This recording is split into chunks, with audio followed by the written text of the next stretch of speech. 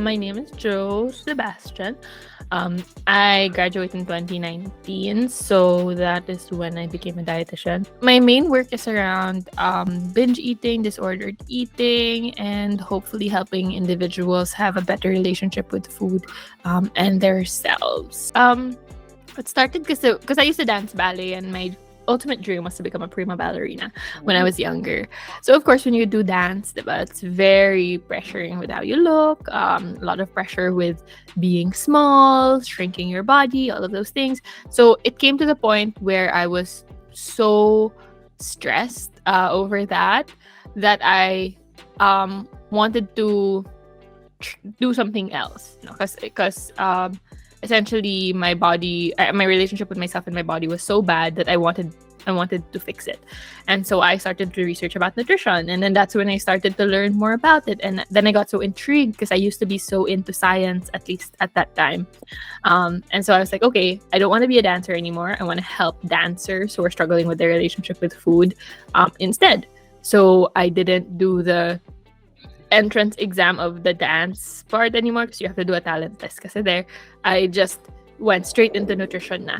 First thing I think that's needed is to gather a team for them, because as much as doing it on your own is of course cost effective, all of these things, I think it's so important to start by finding your people, your team. First is a doctor that you feel safe with, a dietitian sana, who you also feel safe with and you trust and doesn't make you feel shamed.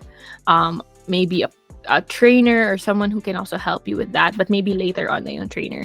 So for me, it's to find first the environment that fits best with you. Because without that, kahit ano gagawin mo, you're gonna come back to the stressors because you don't have a safe space. So it would be to first look for your safe space. And of course, reliable information. And then to understand your body first. Because I think the problem is we're always told what to do and never why we have to do it. I also know kasi there are times where doctors just tell you have PCOS, take this pill, that's it. They don't even tell you what PCOS is. They don't even tell you how it affects you. So it really depends on getting as much information as possible. And then you can slowly, when you understand your body, you can now figure out what it might need, and that changes for everyone. That adjustment is different for everyone. And then it's a lot of trial and error to figuring out what could be the steps that you have to take. So find your team and gather as much information as possible about your concern, your health first, before taking any steps to doing like lifestyle changes. Okay, so for me kasi diet is one factor, but it's never going to be the only factor. So if somebody only changes their nutrition but doesn't consider so many other factors like what is stressing them out, diba? Yung mga stressors nila, yung environment nila, if all of those things are not addressed, no matter what you do with your nutrition, kahit perfect pa yan, it's not going to give you what you want. It's not going to give you what you need. And in terms of food, like having specific foods that will boost your confidence and things like that, there isn't really anything like that. I think what will boost somebody's confidence is when they understand their body better.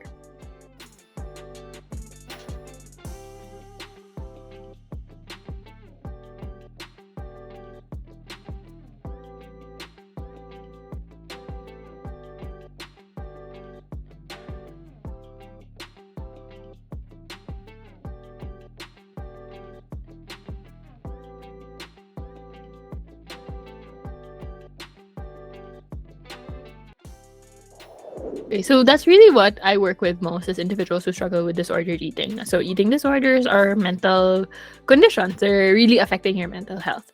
What do we notice? Eating disorders are not just maarte kasi kumain, diba? It's not just that. It's literally everything that goes on in your day is rooted around food and your body. Well, not just your body, but trauma, things like that. So when somebody who is diagnosed with PCOS is struggling with that relationship with food, they're not only questioning what to eat, they're also questioning themselves. Because every single thing that they do, if they make a mistake, it's like parang naki-question nila yung self nila. They're gonna lose trust if they eat the wrong food, all of those things. So nutrition is really, when you look at my favorite definition of it is it's the science and art of nourishing the body properly. So it's a science because you have all of this biochem, chemistry, all these things, but it's an art because we don't just focus on making meal plans, right? It's not just, oh, this is what you need, I'll make you a meal plan, done. That meal plan has to consider the person's preferences, experiences, their availability of food, the context of their life. You have to consider all of those things. Nutrition is a core part of every physical activity and everything in life because literally you need food to survive. So if you're not eating, how are you even going to have energy to do anything? Right? That's kind of one of the major things that we notice with individuals who struggle with a consistent workout routine. You'd probably just think, na wala akong disiplina, super unmotivated lang ako. Parang naghahanap palagi ng motivation. But when you look in it more, sometimes those people are under eating. They're not eating enough. They are going through restrictive diets. So that is a big factor as to why they can't be consistent with their workouts. Like, for example, me, when I was struggling with my relationship with food, I was eating 1,200 calories or less. Hindi ako maka-workout, tapos sinisisi ko sarili ko. Parang, oh, hindi ka lang motivated, kulang ka lang sa disiplina. And then, wala pala akong kinakain. So it plays such a big role because food is literally your energy. If you were a car, it was your gas. If you don't have gas, you would not be able to do anything or go anywhere. So if you don't have nourishment, it doesn't have to be perfect nourishment, but if you don't have nourishment at all, you are not going to have the energy to do these things that are also going to benefit you long term, right? So yes, nutrition plays a really big key.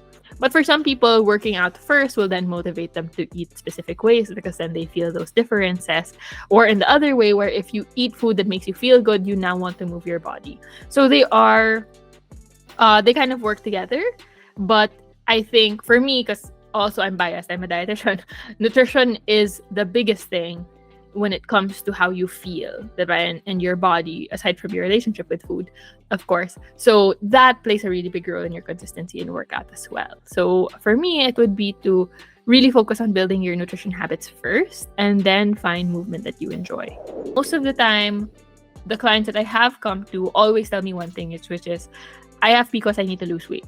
So I think we are still very much in that weight is the response and the answer to all things when it comes to PCOS, which definitely needs to be something that we look into a little bit more. No? Kasi ang dami talagang factors to PCOS that we have to recognize play a bigger role than just the number on the scale will.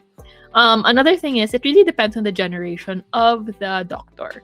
Because I've spoken to a few OB-GYNs who are not naman weight-centered and they understand how all of these things are play a pressure. So I think it really depends on the doctor. Just in the same way that it depends on the dietitian that you talk to, because some dietitians are also going to be very weight-centered and also very restrictive. So it depends on who you are talking to. And I think with the new doctors coming up, there's at least less and less connection to weight stigma, but it's going to take a little bit of time for that to really seep in.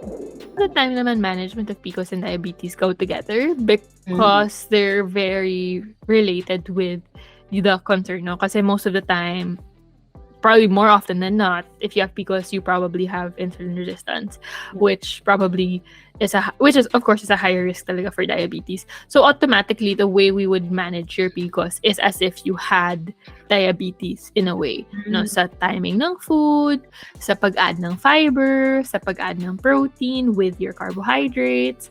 For me, kasi I don't want to focus on eat this instead of that, but more on what do you like and then how can we adjust that. Right? And usually, if they like red rice or brown rice, then go for it. But if you don't like it, then you can overnight your white rice instead so that you can lessen the glycemic index.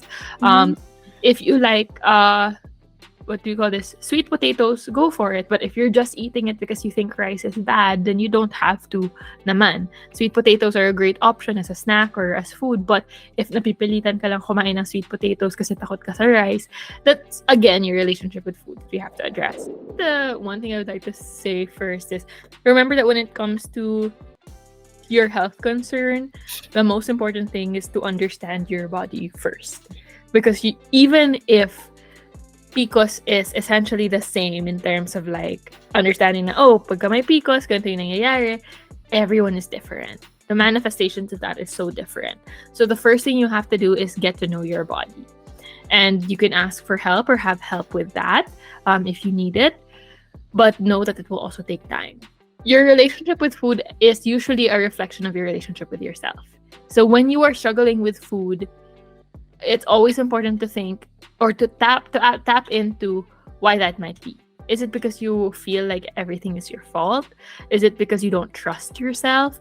Because that is something that we have to tap into, your relationship with food in your body. So I think the biggest thing I would like to say is that PCOS is not your fault. No, it's not your fault. You didn't put it upon yourself to have this. You didn't create the cysts for some reason. It's just that there are so many factors in life that we can't control, and this is one of them. But what we can control is the way we respond to it through care rather than hate. And when you focus on that kindness and compassion to yourself, that's when you'll actually find a way to manage it long term. Right? So the biggest thing is to be kind to yourself. Everybody is different, and this is not your fault.